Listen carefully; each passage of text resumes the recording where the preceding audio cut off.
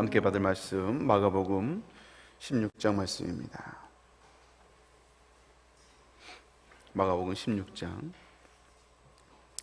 9절부터 18절까지 말씀. 신약성경 86페이지 있습니다. 마가복음 16장 9절부터 18절.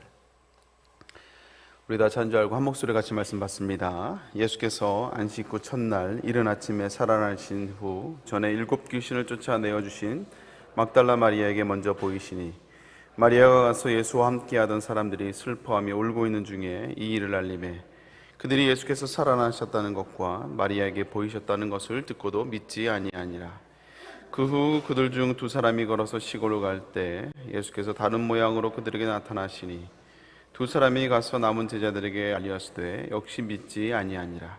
그 후에 11 제자가 음식 먹을 때 예수께서 그들에게 나타나사 그들의 믿음 없는 것과 마음이 완악한 것을 꾸짖으시니 이는 자기가 살아난 것을 본 자들의 말을 믿지 아니함이로라.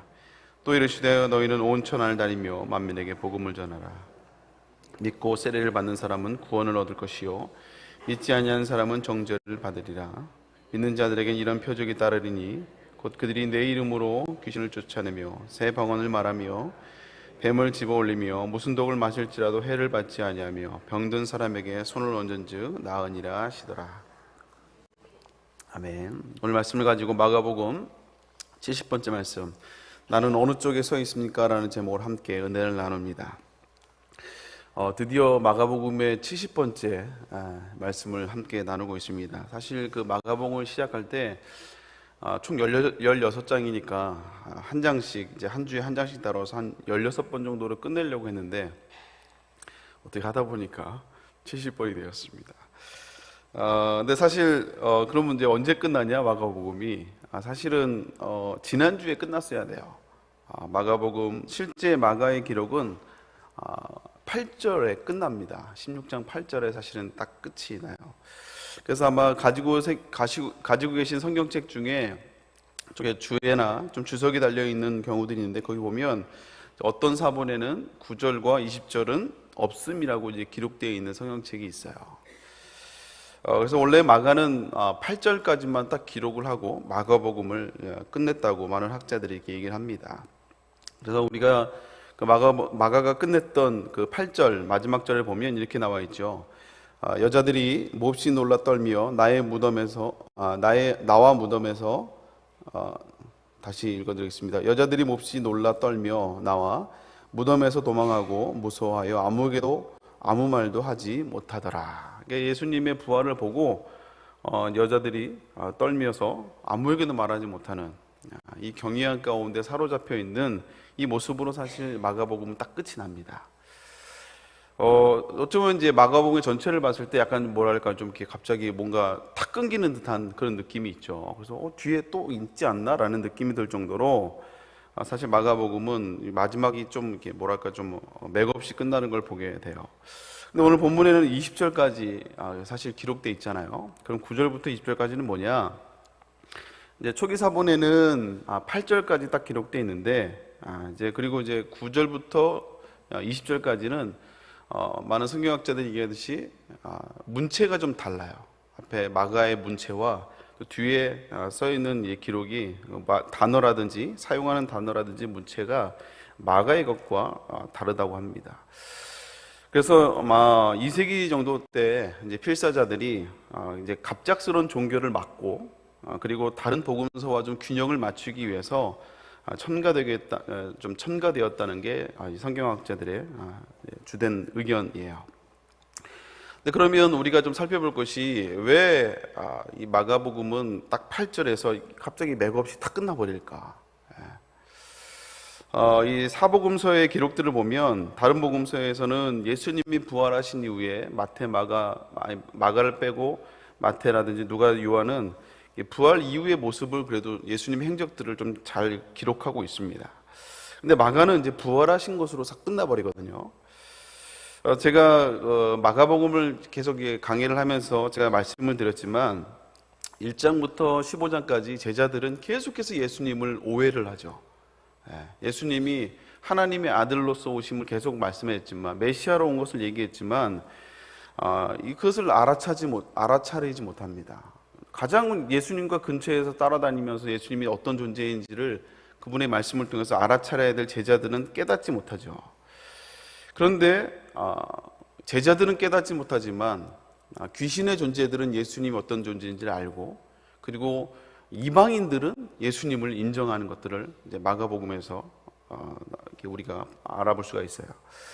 그래서 마가복음 내내 제자들이 계속해서 실패하는 모습들을 마가는 기록하고 있습니다. 그리고 맨 마지막에 부활이라는 영광으로 갑자기 딱 끝나버리는 거죠.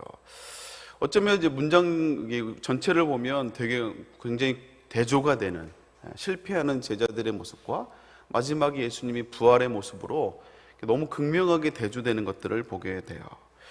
그럼 왜 이런 식으로 극단적인 대조로 묘사하고 있는가? 제가 예전에도 한번 말씀을 드린 적이 있었는데, 마가가 이 편지를 쓸 때 그 독자들의 상황이 굉장히 비참했다고 한번 말씀을 드렸습니다. 박해가 굉장히 심했던 때이기 때문에, 그래서 그 당시에 박해가 두려워서 믿음을 포기한 사람들이 있었거든요. 그리고 그 박해가 두려워서 믿음을 포기하고 싶어서 갈등하고 있는 사람들이, 흔들리는 사람들이 많았다라는 거예요. 그래서 그 공동체, 로마교회 이 성도들을 위해서, 흔들려가는 그 성도들을 위해서 이 마가가 이 편지를 쓰게 된 것입니다. 근데 마가는 그 흔들리는, 또 때로는 배신한, 그 당장의 그 핍박에 못 견디어서 배신한 그들을 정죄하는 것이 아니라, 야, 끝까지 믿음을 지켰어야지라고 그들을 추궁하는 것이 아니라, 야, 나도 역시 그런 사람이다. 나도 역시 넘어졌던 사람이고, 우리 제자들도 역시 그런 사람이었다는 것을 마가는 이야기하고 있는 거예요. 우리가 잘 알듯이 이 마가는 실패한 사람이었습니다. 그래서 우리가 잠깐 성경에 마가복음을 살펴봤지만, 겟세마네 동산에서 이 웃옷을 벗고 도망갔던 그 사람이 바로 마가였거든요. 그리고 사도행전에서도 역시 선교여행을 갔다가 도망갔던 사람이었고, 계속해서 실패를 경험했던 사람이 바로 이 마가였어요. 어쩌면 형편없는 사람이고, 어쩌면 믿을 수 없는 사람이었지만, 그러나 시간이 지난 뒤에 이 마가는 놀랍게 변하게 된 것을 우리가 알 수 있습니다. 그래서 사도 바울은 이 마가를 향해서 나의 동역자라고 표현했고, 그리고 이제 베드로는 나의 아들로 이렇게 표현했을 뿐만 아니라, 오늘 이렇게 마가복음까지 기록하는 굉장히 새롭게 변화된 모습의 이 마가를 우리가 살펴볼 수 있다는 것이죠. 처음엔 실패했지만, 그러나 수많은 실패가 있었지만, 그럼에도 불구하고 하나님은 마가를 들어서 아름답게 하나님의 영광을 위해 쓰임받는 제자들의 모습을 우리가 살펴볼 수 있다는 것이죠. 이 다른 제자들도 역시 마찬가지입니다. 마가처럼, 이 마가가 계속 기록하고 있는 것처럼 제자들도 역시 실패한 사람들이에요. 그러나 그들이 다시 회복해서 이 사도행전이라는 이 놀라운 역사를 이루어가는 걸 보게 됩니다. 그래서 마가는 이 편지를 쓰면서 이 핍박으로 인해서 실족하고, 또 심지어는 두려움 나머지 배교하며, 또 배교했으니까 얼마나 죄책감이 있겠어요. 분명히 주님을 사랑하는데 당장의 핍박이 너무 힘들어서 배교해서 그 자기 자신에 대한 그 자괴감으로 낙심하고 있는 성도들에게, 아니다, 주님은 다시 너희를 회복하고 다시 너희를 세우기를 원하시며 너희를 좋은 제자로 세우기를 원하신다라는 이 제자도를 이 마가는 말씀하고 있다라는 거예요. 근데 그 증인이 바로 자기라는 거예요. 제자들이라는 거죠. 나도 실패했지만, 나도 넘어졌지만, 그러나 우리를 봐라. 나도 실패한 자지만 주님이 다시 우리를 회복하고 우리를 다시 쓰시며 이렇게 바꿔주지 않냐라고 말씀하고 있다는 것이죠. 그래서 마가는 이런 목회적 격려를 하기 위해서 1장부터 15장까지 제자들의 실패를 계속, 스스로의 실패도 계속 보여주면서 이렇게 하고 있다가 16장이 와서 딱 예수님의 부활의 영광을 보여주고 딱 무자르듯이 딱 자르고 있다는 것이죠. 아마 이런 방식으로 이 마가는 이제 예수님의 그 하나님의 사람들을 부르시고 능력 있는 사람이 아니라, 이게 완벽한 사람을 부르는 것이 아니라, 때로는 넘어져도, 때로는 사람들이 봤을 때 어떻게 저런 사람을 믿을 수 있냐는 그런 사람일조차도, 그런조차도 하나님이 살리시고 회복하시며 하나님의 제자로 사용하시는 그런 제자도의 핵심을 보여주는 성경이 바로 이 마가복음입니다. 사랑하는 성도 여러분, 우리도 역시 마찬가지입니다. 우리들도 역시 때로는 하나님을 실망시켜 드릴 때도 있고, 때로는 어쩌면 하나님 앞에 정말 너무나 부족한 모습은 알 수 있지만 여전히 우리를 실어버리지 않으시고 계속해서 우리를 향한 시선을 포기하지 않으시는 그 주님을 다시 한번 붙들며 나갈 수 있는 이 새벽 될 수 있기를 주님으로 축복합니다. 그래서 마가가 자신뿐만 아니라 이 제자들의 실패를 계속 그 1장부터 15장까지 계속 기록하고 있잖아요. 근데 재미있는 건 그러니까 16장 8절까지는 이제 마가가 기록했고, 오늘 읽었던 이제 9절부터는 20절까지는 이제 후대에 이제 필사자들이 붙여놓은 거라고 말씀을 드렸는데, 참 재미있게도요, 마가가 계속해서 제자들의 실패를 기록한 것처럼 오늘 9절과 20절에도 동일한 패턴으로 제자들의 실패를 여전히 기록하고 있어요. 이게 참 재미있는 관점인 것 같아요. 그래서 11절, 13절, 14절에 보면 이제 11절만 제가 같이 한번 읽어볼까요? 11절 말씀 같이 읽습니다. 시작. 그들은 예수께서 살아나셨다는 것과 마리아에게 보이셨다는 것을 듣고도 믿지 아니하니라. 여전히 믿지 않고 있는, 여전히 못 믿고 있는 제자들의 모습을 기록하고 있습니다. 13절에도 보면 그 엠마오로 가는 두 제자를 만나주신 주님이, 그 두 제자가 엠마오에서 주님을 만나고 제자들에게 가서 주님이 부활하셨다고 했지만 여전히 믿지 않는, 그 14절에도 역시 주님이 나타나셔서 믿지 않는 완악한 제자들을 꾸짖는 장면까지 나오죠. 기록하고 있죠. 그런데 오늘 11절에 보면 이 믿지 아니하니라라는 이 말은 이게 피스테오라는 말에 이제 부정접두어를 붙인 아피스테오라는 단어를 써요. 그래서 이 표현은 소극적인 개념이 아니고요, 적극적인 개념으로 믿을 수 없다는 말입니다. 이게 능동적인 표현이에요. 그러니까 다시 말하자면 믿을 수 없어, 헷갈리는데 이런 게 아니고요, 이 제자들이 분명한 자신의 의지로 아예 믿지 않아 버린 거예요. 자신의 능동적인 표현으로 믿음을 거부하는 표현으로 이 아피스테오라는 단어를 쓰고 있습니다. 다시 말하자면 믿을 수 없다가 아니라 믿지 아니한다라고 그래서 성경은 기록하고 있는 거예요. 물론 이 부활의 사건은 사실 이게 쉽게 믿을 수 있는 사건은 아닙니다. 그렇죠? 쉽게 믿을 수 있는 사건은 아니. 우리는 너무 쉽게 믿지만 당시 제자들은 이 부활이라는 사건 자체가 이거 쉽게 믿을 수 있는 사건은 아니에요. 놀라운 사건이고 엄청난 사건입니다. 그래서 오죽 그러면 계속해서 증인들이 와서 얘기하지만 제자들이 계속 거부하거든요. 믿을 수 없다고, 난 안 믿겠다고, 예수님의 부활을 난 믿지 않겠다고 계속 거부를 합니다. 그래서 오죽하면 주님이 14절에 보면 제자들에게 나타나셨어요. 그들의 믿음 없음과 마음이 완악함을 꾸짖는 것을 보게 돼요. 여기서 우리가 좀 깨닫는 것은요, 우리가 마음이 완악할 때, 우리의 믿음이 약해지고 더 심해지면 주님이 책망하고 꾸짖을 정도로 우리의 믿음이 없어짐을 보게 됩니다. 그래서 의지적으로 우리의 마음이 완악하잖아요. 그럼 의지적으로 하나님을 자꾸 거부하는 것을 우리가 보게 돼요. 그래서 오늘 본문을 통해서 제가 두 가지를 좀 살펴보려고 하는데요. 첫 번째는 우리의 마음이 완악해지지 않도록 늘 우리의 마음을 점검해야 된다는 거예요. 사실 믿음이 있는지 없는지는 주변 사람들이 봐서는 잘 알 수가 없습니다. 왜냐하면 우리는 믿음 있는 척 할 수 있기 때문에 그래요. 그리고 새벽 기도에 나오는 거 보고, 예배하는 거 보고, 봉사하는 거 보고, 직분이 있는 거 보고 믿음이 좋다라고 이야기할 수는 있습니다. 그렇게 보여요. 그러나 오늘 이 주님이 말씀하고 계시는, 주님이 믿음이 없다라고 책망하고 있는 제자들은요, 불신자에게 한 얘기가 아니고 제자들에게 하고 있는 얘기거든요. 제자들에게 지금 너희들이 믿음이 없고 완악하다라고 얘기하고 있어요. 그러면 우리의 그 믿음이 흔들리거나 연약해짐을 어떻게 알 수 있을까요? 여러 가지 지표들이겠지만 어쩌면 가장 쉬운 방법, 가장 대표적인 방법은요, 내가 점검할 수 있는 방법은 내 마음이 굳어져 있는지, 오늘 이제 말씀처럼 완악해져 있는지를, 아니면 내 마음이 부드러운지를 보면 이거는 내가 점검할 수 있거든요. 그래서 우리의 나의 믿음이 건강한지 아니면 흔들리고 있고 연약한지를 볼 수 있는 방법은 내 마음이 굳어져 있는지 아니면 내 마음이 부드러운지를 보면 알 수 있어요. 그래서 우리가 사람들 만나면 장로님, 집사님, 목사님 안녕하세요 하면 안녕하세요. 뭐 오늘도 뭐 좋은 날입니다 하면서 우리가 웃으면서 이야기할 수 있어요. 내 마음이 부글부글 끓고 있어도 내 마음이 은혜가 떨어져야 돼요. 사람들 만나서 그냥 반갑게 웃으면서 이야기를 할 수 있습니다. 그리고 그렇게 보면 마음이 부드러운 것처럼 보이죠. 저분 성품이 되게 좋다고, 믿음도 되게 좋아 보인다고. 그러나 사람들 앞에서 그걸 표현하는 것이 아니라 내가 말씀 앞에 나의 마음이 부드러운지, 하나님이 선포되는 그 말씀 앞에 내 마음이 아니면 굳어져 있는지를 보면 나의 믿음이 연약한지 아닌지를 알 수가 있다는 거예요.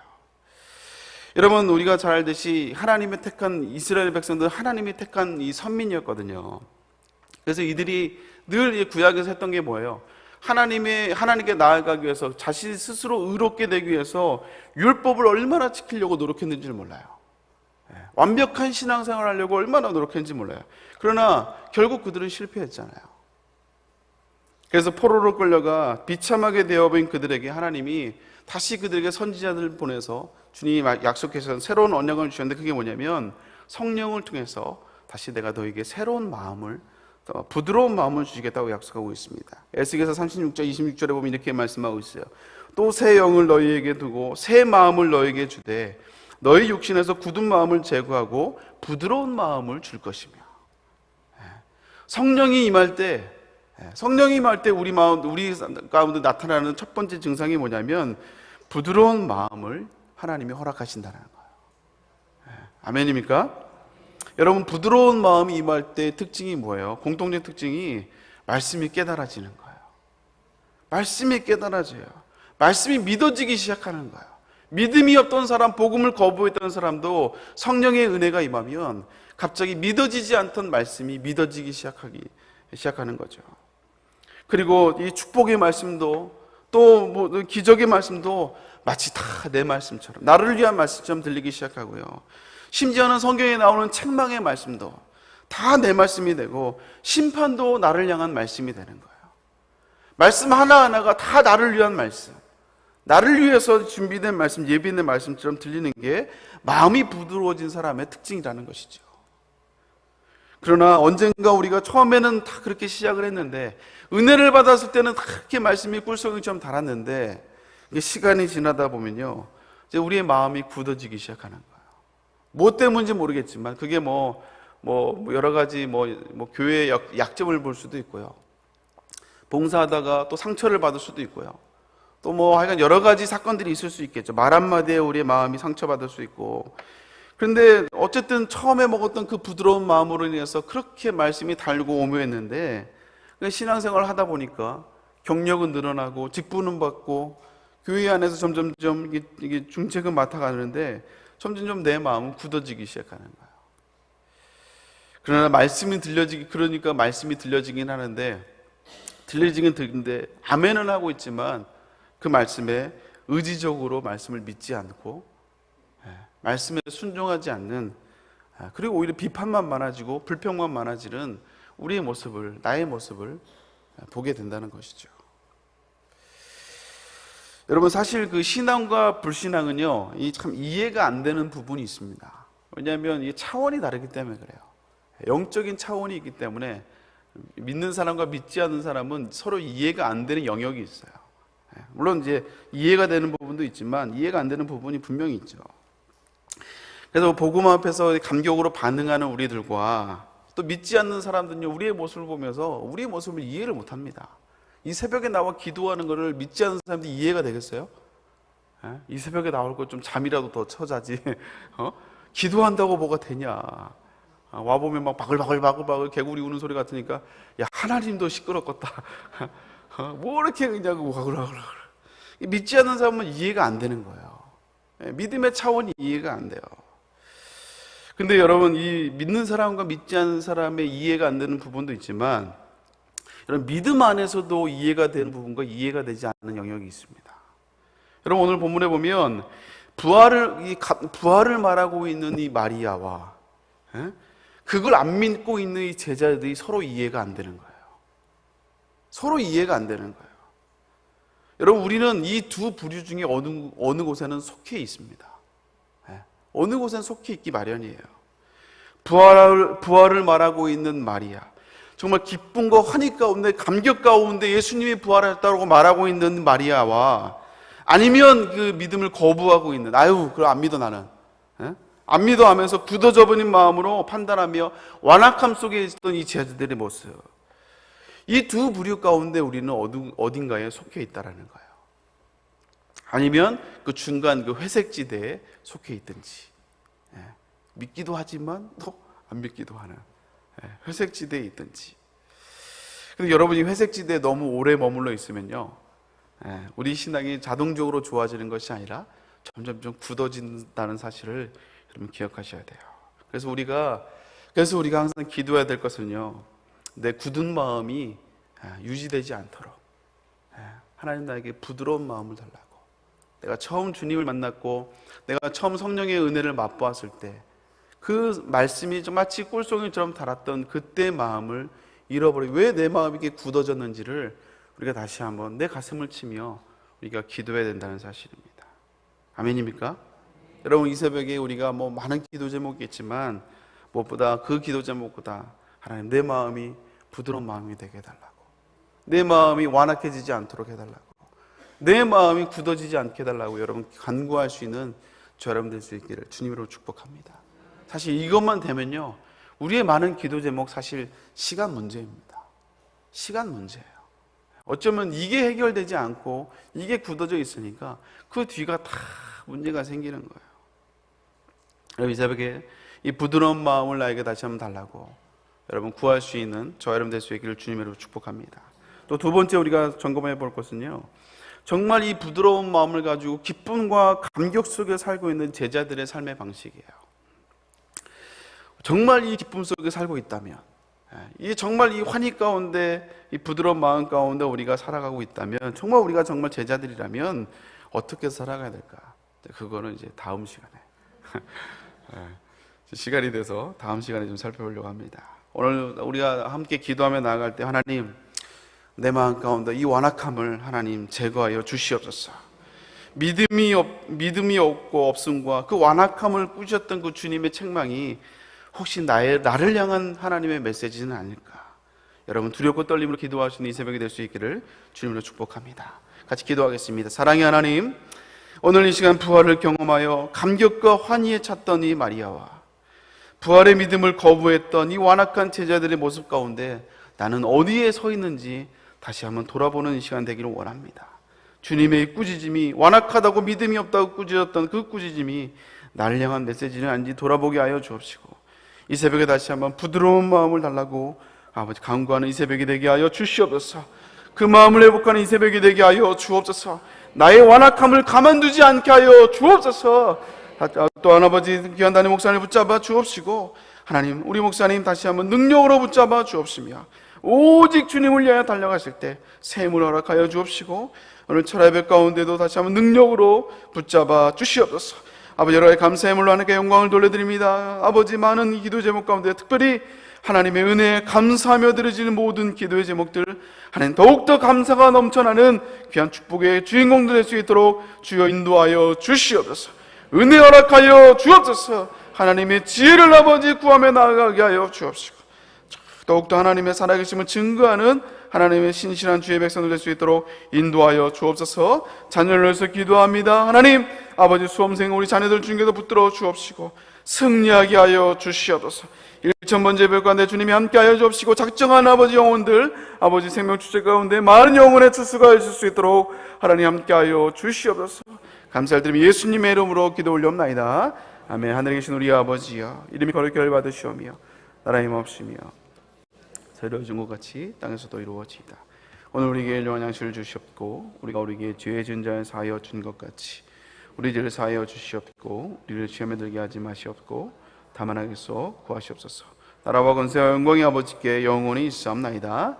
아멘. 우리 함께 기도하며 나갈 때 먼저 담임 목사님의 건강과 오늘 철야의 말씀을 놓고, 또 우리가 생명 축제에 기한 작정한 영혼을 위해서 함께 기도하기 원합니다. 또 오늘 말씀을 기억하며, 하나님, 나에게 부드러운 마음을 아버지 허락하여 주시옵소서.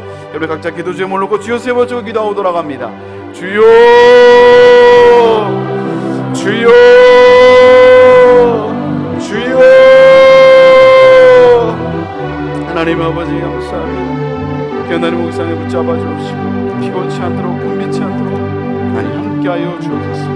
오직 하나님의 복음을 위하여 왕국교회를 위하여 하나님의 나라를 위하여 달려가시는 이 목사님 하나님 피곤치 않도록 금비치 않도록 인도하여 주옵시고 아버지 새해 모락하여 주옵시고 오늘 천하의 백 가운데도 능력으로 함께하여 주옵소서. 아버지 우리 수험생 자녀들 하나님 붙잡아 주옵시고 아버지 우리 세대의 자녀들을 하나님 능력으로 붙들어 주시며 다음 세대에 아버지 하나님의 나라와 영광을 위해서 귀하게 자라가는 우리 믿음의 자녀들 다 될 수 있도록 주여 인도하여 주옵소서. 무엇보다 믿음을 우선순위를 가르칠 수 있도록 아버지 우리 부모 세대를 주님이 축복하여 주옵시고 수험생 자녀들 다시 한번 능력을 함께하여